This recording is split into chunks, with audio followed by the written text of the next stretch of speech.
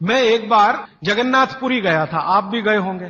तो मैंने मंदिर के महंत को पूछा कि ये भगवान का प्रसाद, माने वहां दाल और चावल मिलता है प्रसाद के रूप में, वो मिट्टी की हांडी में क्यों बनाते हैं?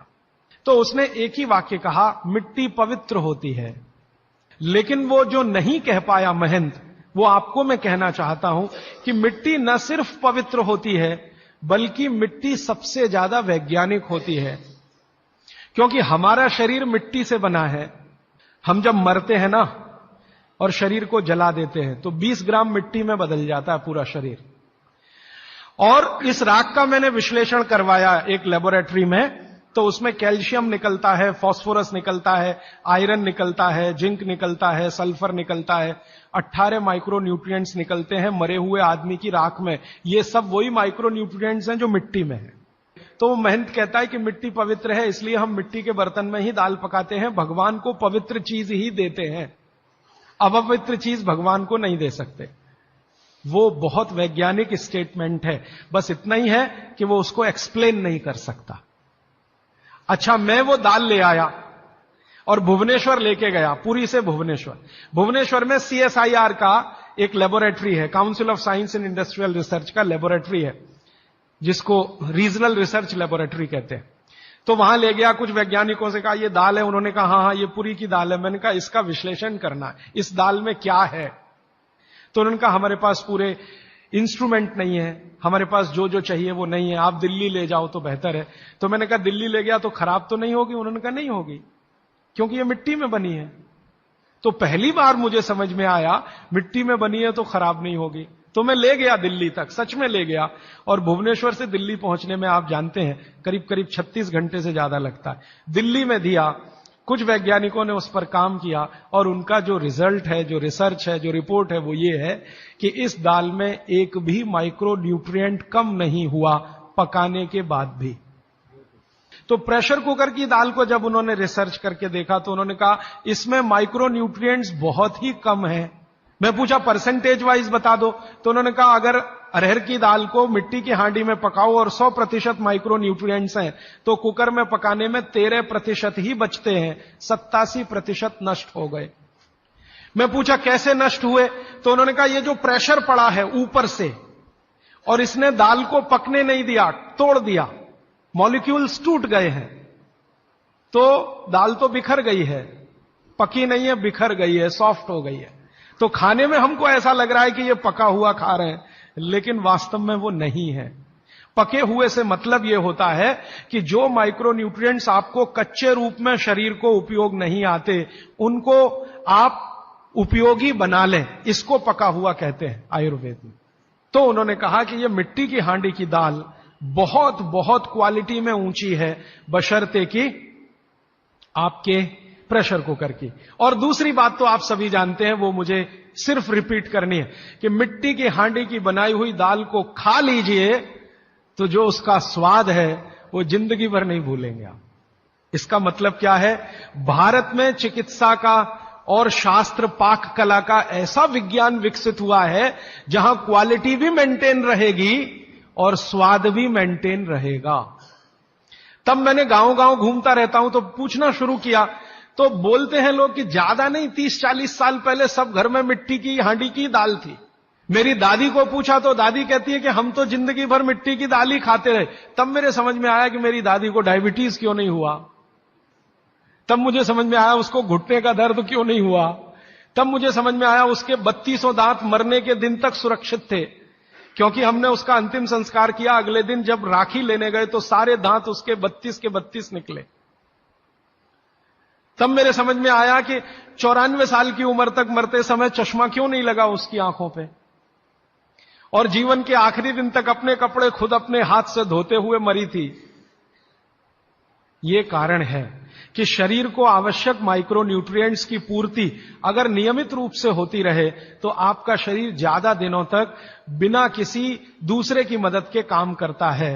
तो माइक्रो न्यूट्रिएंट्स पूरा सप्लाई मिला दाल में, जो खाई थी उसने मिट्टी की हांडी में पका पका के, और न सिर्फ दाल पकाती थी वो मिट्टी की हांडी में, बल्कि दूध भी मिट्टी की हांडी में पकाती थी, घी भी मिट्टी की हांडी से ही निकालती थी, दही का मट्ठा भी मिट्टी की हांडी में ही बनता था। अब मेरे समझ में आया कि हजारों साल से मिट्टी के बर्तन क्यों इस देश में आए, हम भी एल्यूमिनियम बना सकते थे।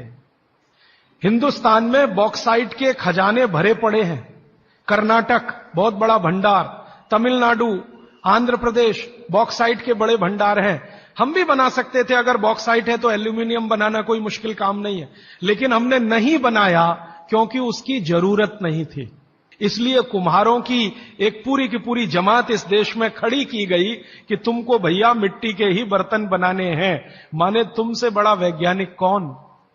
अब ये कुम्हार जो इतने बड़े वैज्ञानिक हैं इस देश के, जो मिट्टी के बर्तन बनाकर हजारों साल से दे रहे हैं हमारे स्वास्थ्य की रक्षा करने के लिए, हमने उनको नीची जाति बना दिया।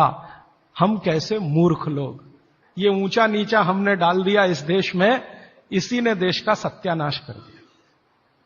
अगर प्रेशर कुकर की कंपनी जो बना रही है प्रेशर कुकर वो ऊंचा आदमी है, तो ये कुम्हार नीचा कैसे हो गया? जो सबसे बड़ा वैज्ञानिक काम कर रहा है, मिट्टी के बर्तन बना बनाकर आपके माइक्रो न्यूट्रिएंट्स को, आपके सूक्ष्म पोषक तत्वों को कम नहीं होने देने के लिए मिट्टी का सिलेक्शन करता है वो। आपको मालूम है, हर एक मिट्टी से बर्तन नहीं बनते। एक खास तरह की मिट्टी है वही बर्तन बनाने में काम आती है, और एक खास तरह की मिट्टी है जो हांडी बनाती है, दूसरे खास तरह की मिट्टी में कुल्हड़ बनता है, तीसरे खास तरह की मिट्टी में कुछ और बनता है। ये मिट्टी को पहचानना कि इसमें कैल्शियम ज्यादा, इसमें मैग्नीशियम ज्यादा, इसलिए हांडी इससे बनाओ, और इसमें कैल्शियम मैग्नीशियम कम है इसलिए इसका कुल्हड़ बनाओ, ये तो बहुत बहुत बारीक और विज्ञान का काम है। ये सब कुम्हार कर रहे हैं, हजारों साल से कर रहे हैं, बिना किसी यूनिवर्सिटी में पढ़े हुए कर रहे हैं। तो हमें तो वंदन करना चाहिए, उनके सामने नतमस्तक होना चाहिए। कितने महान लोग हैं। दुर्भाग्य से सरकार की कैटेगरी में वो बैकवर्ड क्लास में आते हैं।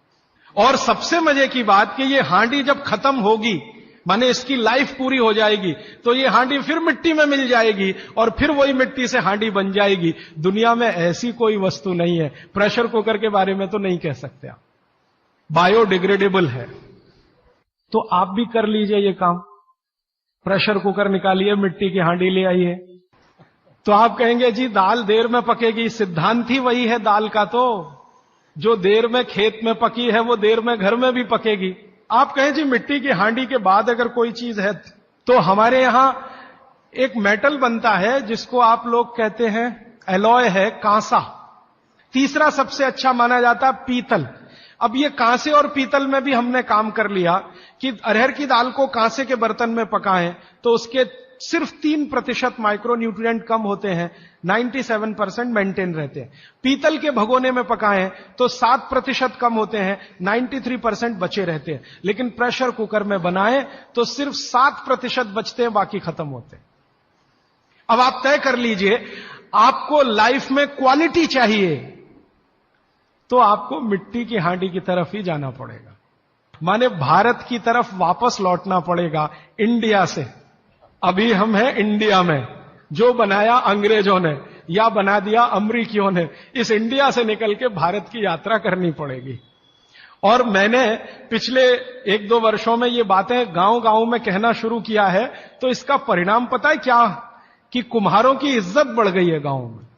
और मैं मानता हूं कि मेरे व्याख्यान की अगर कोई सार्थकता है तो वो ये कि कुम्हारों की इज्जत इतनी बढ़ जाए कि वो पंडितों के बराबर आ जाएं, क्योंकि वो किसी से नीचे नहीं है, क्योंकि वो किसी से छोटे नहीं है। और मजे की बात कि वो हांडी बना के आपको 20-25 रुपए में ही दे रहे हैं, प्रेशर कुकर तो 250-300 रुपए का है।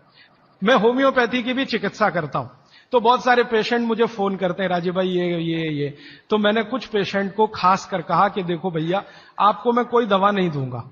तो कहने लगे फिर बीमारी कैसे ठीक होगी? मैंने कहा एक ही काम करो, मिट्टी की दाल खाना शुरू करो, मिट्टी की हांडी में रखी हुई दाल खाना शुरू करो। चावल खाना है तो मिट्टी की हांडी का। कहने लगे राजीव भाई कौन करेगा ये सब? मैंने कहा आपकी बीवी करेगी या आप करोगे? अगर जिंदगी चाहिए तो झक मार के आप करोगे, नहीं तो अमेरिका जाओ, कनाडा जाओ, जर्मनी जाओ, लाखों रुपए खर्च करो, फिर भी झक मार के वापस आओ। तो मेरे पास कुछ डायबिटीज के क्रोनिक पेशेंट हैं, बहुत क्रोनिक, जिनका शुगर यूनिट 480 के ऊपर है। ऐसे 100 से ज्यादा पेशेंट, वो 8 से 9 महीना हो गया नियमित रूप से मिट्टी की दाल और मिट्टी का चावल, माने हांडी की दाल और हांडी का चावल, हांडी की खिचड़ी नियमित रूप से खा रहे हैं। और अब तो उन्होंने मिट्टी का तवा भी ले आया अपने घर में रोटी बनाने के लिए। बाजरे की रोटी बहुत अच्छी बनती है इस मिट्टी के तवे पे, तो रोटी भी उसी की खा रहे हैं। 8 महीने के बाद सबका शुगर टेस्ट किया है तो 480 यूनिट वाला अभी 180 यूनिट पे है, बिना किसी मेडिसिन के, बिना किसी इंजेक्शन के, बिना किसी टॉनिक के। और होम्योपैथी की कोई दवा नहीं दी मैंने उनको। कुछ लोगों को ज्यादा परेशान थे, दवा भी दो दवा भी दो, उनको प्लेसिबो दे दिया। प्लेसिबो समझते हैं, खाली गोली, दवा नहीं डाली। तो पेशेंट को लग रहा है कि मैं दवा खा रहा हूं, दवा खा के अच्छा हो रहा हूं। मुझे मालूम है कि वो कोई दवा नहीं है, वो प्लेसिबो है, वो अच्छा हो रहा है उस मिट्टी की दाल खा के, मिट्टी का चावल खा के, मिट्टी की खिचड़ी खा के। रिजल्ट ये है। तब मैंने मान लिया कि बागभट्ट सच में महान आदमी थे। ये एक सूत्र पूरा होता है, 8:30 का समय हो गया है। आगे कल दूसरा सूत्र, तीसरा, ऐसे कर करके जो सबसे जरूरी 15 है वो पहले बताऊंगा और उसके आगे बढ़ता जाए। आभार, धन्यवाद।